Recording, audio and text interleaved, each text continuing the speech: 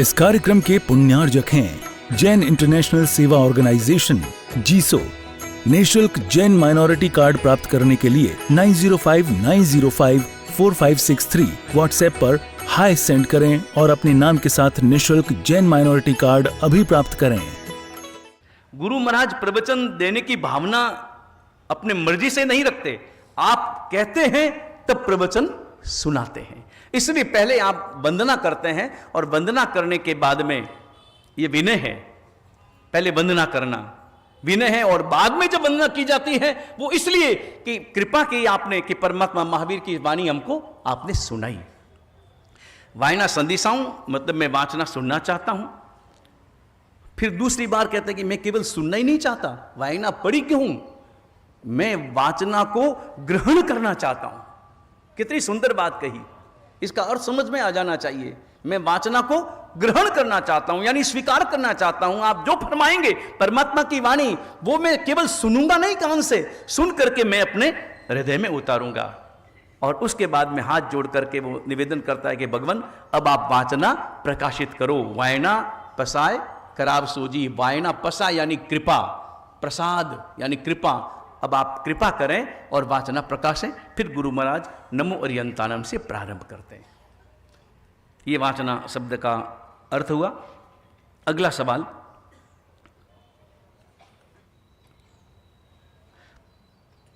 परमात्मा की पूजा करते समय अगर प्रतिमा जी पर कोई चींटी जीव हो तो उसको हटाना चाहिए कि ना, क्योंकि अपने को लगता है कि वह जीव उसका भाग्य ऐसा कि वो परमात्मा का स्पर्श ले रहा है। भगवान की प्रतिमा पर अगर चींटी चल रही है, कीड़े मकोड़े कोई चल रहे हैं, स्वाभाविक आ ही जाते हैं, कभी दुग्ध इत्यादि से प्रकाल करते हैं और दूध ज़्यादा काम में लेते हैं।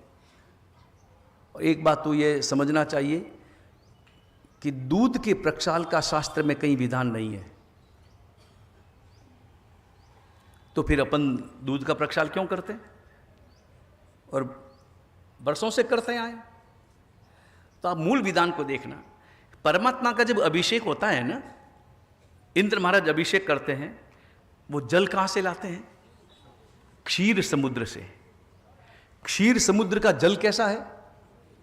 दूधिया।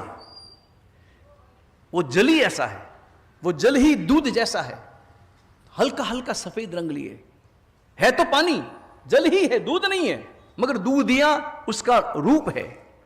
तो अपने यहां पर उसी परंपरा को कायम रखने के लिए कि अपने यहां पर क्षीर समुद्र तो है नहीं, तो पानी तो अपने पास में जो है, तो उसमें थोड़ा सा दूध मिला लेते हैं ताकि उसका स्वरूप दूधिया हो जाए। तो दूध से प्रक्षाल नहीं है, दूध या पानी से प्रक्षाल है, दूध या जल से प्रक्षाल है। इसलिए दूध बहुत कम उपयोग में लें, बहुत कम उपयोग में लें।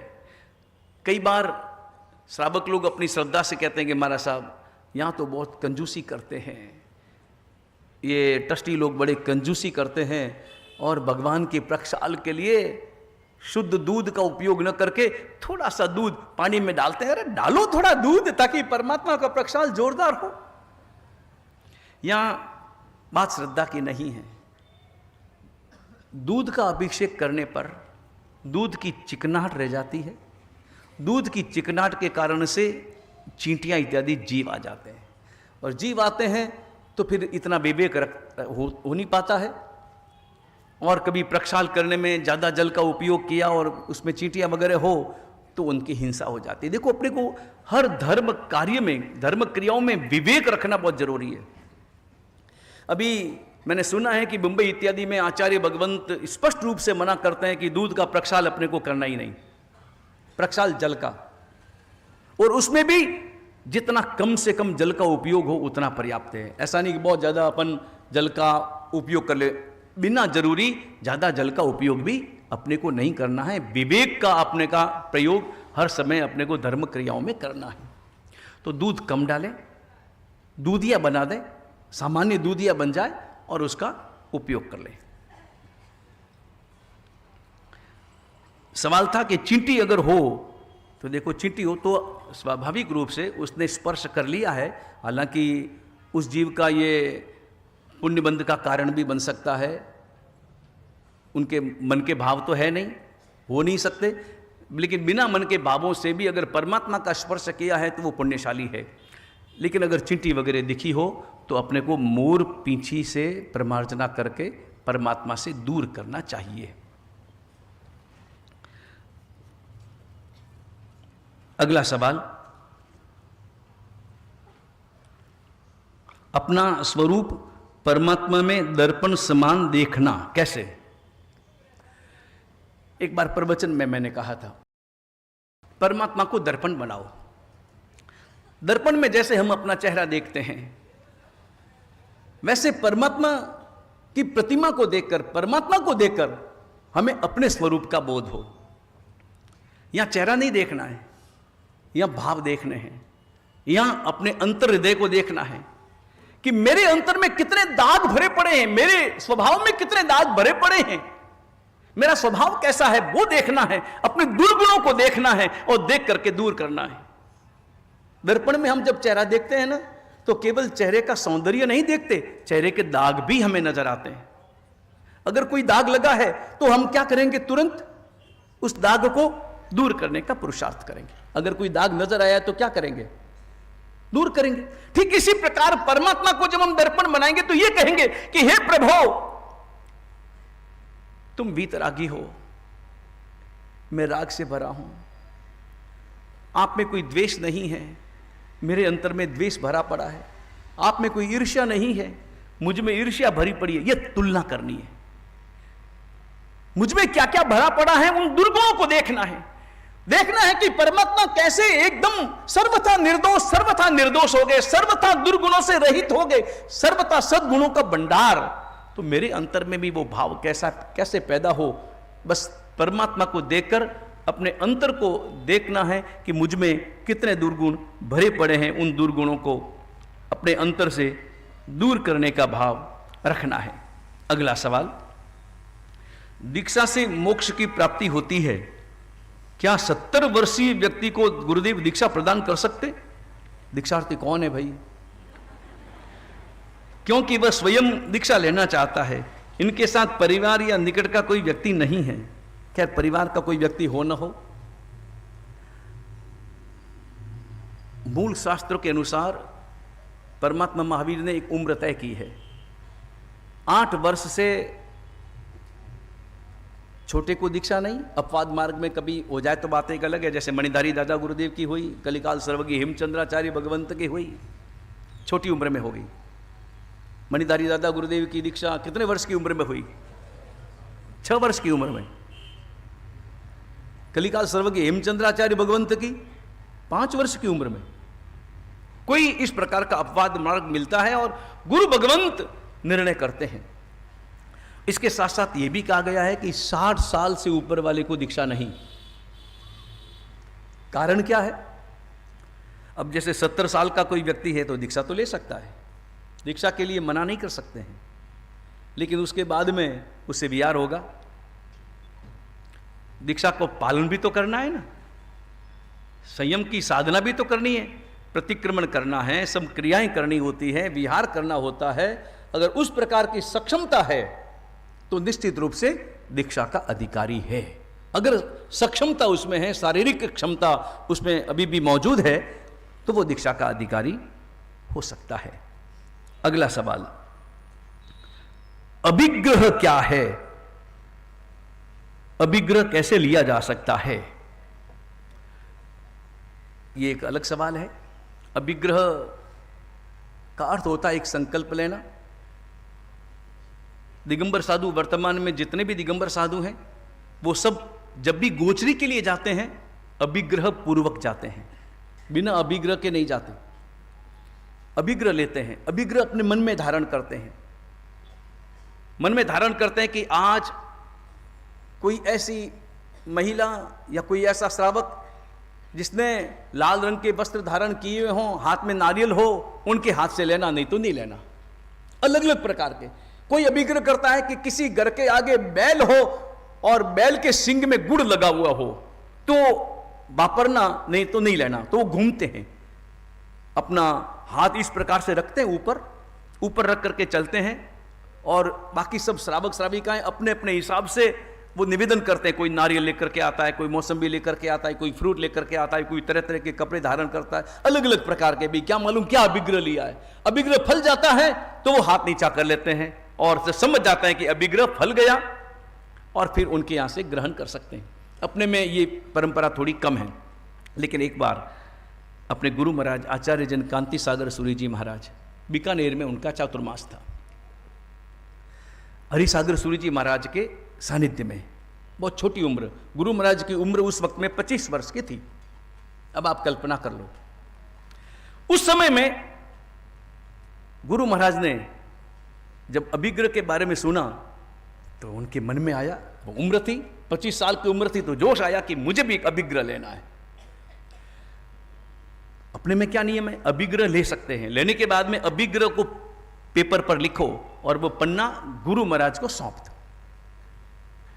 गुरु महाराज को मालूम होता है और किसी को नहीं। उदाहरण के लिए जैसे मान लो मैं कभी अभिग्रह ले लूं, मैं अभिग्रह अपने मन में ये धारण कर लूं कि भाई रमेश बाबू लाल कपड़े धारण करके, पीला साफा बांध करके, धोती कुर्ते में, और उस वक्त में हाथ में नारियल लेकर के खड़ा हो तो मुझे वैरना, नहीं तो नहीं लेना, बराबर। मान लो अभिग्रह धारण कर लिया, फिर मैंने सोचा कि जब तक अभिग्रह पूरा नहीं हो तब तक उपवास चलेगा। अब 2, 3, 4 उपवास हो जाए, रमेश बाबू तो कभी लाल कपड़ा पहनता ही नहीं। और फिर मैं सोचूंगा अरे मैं क्या अभिग्रह लिया, तो फिर मैं छोटे साहब को इशारा कर दूंगी, जा भाई थोड़ा रमेश के कान में फूंक मार दे, और खुद के लिए नहीं मेरे लिए ही पहन ले लाल कपड़े और पीला साफा बांध ले, भाई कुछ कर ले ताकि मेरा अभिग्रह तो फल जाए। इसको अभिग्रह नहीं कहा जाता। अभिग्रह और किसी को बता नहीं सकते। तो गुरु महाराज ने एक बार अभिग्रह ले लिया, और अभिग्रह लिया कि कोई बाई, कोई भी बाई जब ये कहे कि राख लो, तो मुझे उनसे दूसरी चीजें वैरना और राख भी लेना। राख, राखोड़ी क्या बोलते हैं आप, वौनी, मारवाड़ी में वौनी।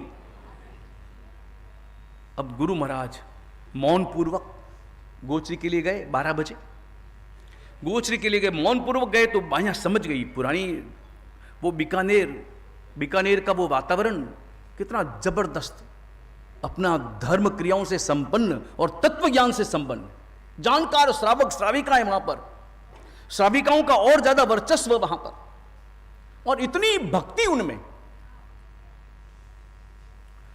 तो गोचरी गए, वहां अलग अलग पाड़े हैं, ये नाटों की गुवाड़ है, ये कोचरों की गुवाड़ है, अलग अलग गवाड़ है। बीकानेर की बसावट आप देखो तो अपने आप में आप चकित रह जाओ। ये करमचंद बच्छावत ने बीकानेर का पूरा नक्शा बनाया हुआ है। बीकानेर जो बीकाजी ने बसाया 16वीं शताब्दी में, 16वीं 17वीं शताब्दी में, उस वक्त में पूरा नक्शा जो है वो करमचंद बच्छावत के द्वारा बनाया हुआ है।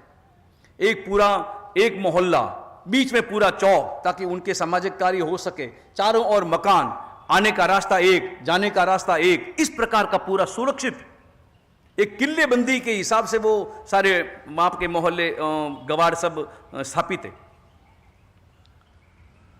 गुरु महाराज गए, एक गवाड़, महाराज ये लो, दूध लो, चाय लो, गूंद की रवि लो, मूंग का पानी लो, यही चीजें होती है ना। पौआ लो, उपमा लो, उस जमाने में पौआ उपमा थे कि नहीं थे, जो भी था, खाकरा लो, खींचिया लो, ये सब लो, घाट लो। और बाया समझ गई कि महाराज मौन पूर्वक आ रहे हैं, मौन है, इसका मतलब अभिग्रह लिया है।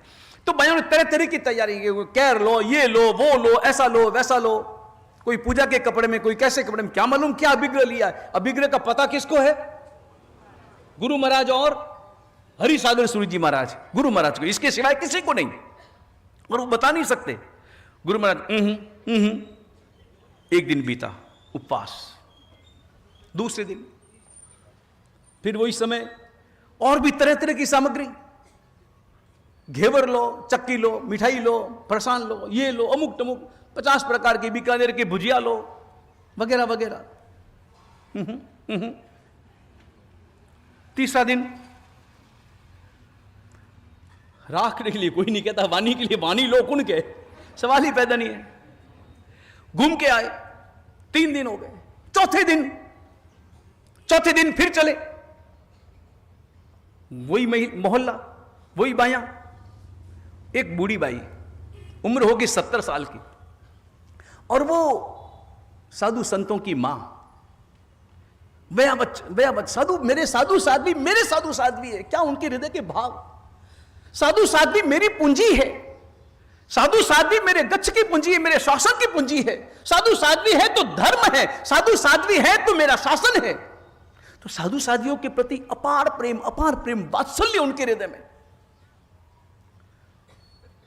और उस बाई को गुस्सा आ गया। गुस्सा आया तो खतरनाक आया। मार साहब ये लो, मार साहब ये लो, मार साहब ये लो, मार साहब बाई बोली, मारे साहब आप रोज आते हैं और रोज चले जाते हैं खाली हाथ, आपको क्या पता हमारे हृदय में कितना दर्द होता है। जब आप आते हैं हम प्रसन्नता से झूम उठते हैं, और जब आप खाली हाथ जाते हैं हमारा हृदय रोता है। आपको क्या मालूम, उस दर्द की कल्पना आप नहीं कर सकते। आप तो खाली हाथ रवाना हो जाते, थोड़ा सा भी लेते हैं हमारा हृदय प्रसन्न हो जाता है। हमारे घर में साधु संत आते हैं, हमारा भाग्य खुल जाता है, और आप खाली हाथ चले जाते हैं। आपको मूंग नहीं चाहिए, आपको कैर नहीं चाहिए, आपको पापड़ नहीं चाहिए, आपको ये नहीं चाहिए, आपको राख चाहिए। हाँ, राख लाओ। अभिग्रह फल गया, ऐसे ही फल जाता है। जो सवाल बचे हैं उन सवालों के उत्तर अगले शनिवार को। समय पूरा हुआ। वीतराग परमात्मा की आज्ञा विरुद्ध कुछ भी कहा गया हो, मिच्छामि दुक्कडम। इस कार्यक्रम के पुण्यार्जक हैं जैन इंटरनेशनल सेवा ऑर्गेनाइजेशन जीसो। निःशुल्क जैन माइनॉरिटी कार्ड प्राप्त करने के लिए 9059054563 व्हाट्सएप पर हाय सेंड करें और अपने नाम के साथ निःशुल्क जैन माइनॉरिटी कार्ड अभी प्राप्त करें।